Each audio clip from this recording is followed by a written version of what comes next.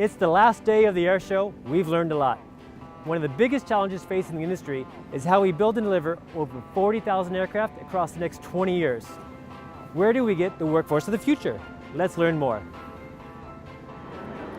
As far as the workforce, seeing the demands that the industry's placing on us, they're demanding a different type of workforce.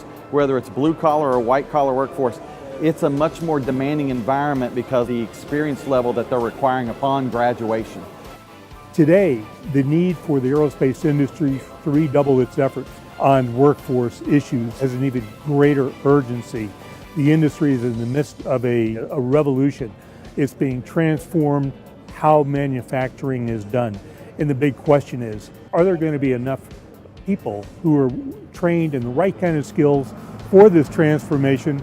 People are going to have to be comfortable with new processes, new materials, with collaboration on a whole different scale.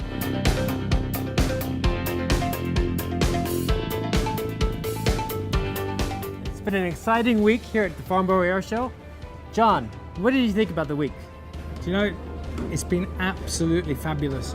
When we look at the Customer Experience Center and how we brought it to life, advancing innovation, more outcomes for our clients, new manufacturing agility, the whole industrial renaissance has sprung to life with so many clients, with our business partners. What a great week.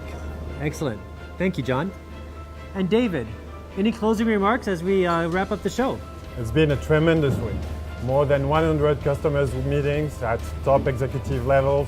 We covered everything in the aerospace industry, from Airbus to Zimmerman, so we really pushed the envelope. It's been a great collaboration, so thanks, John. We all look forward to seeing you in 2019 in Le Bourget in Paris for more innovation and more solutions from Dassault Systèmes. Hope you enjoyed the series this week. We'll see you next year. There we go. Can we walk coordinated? That's right. That's right.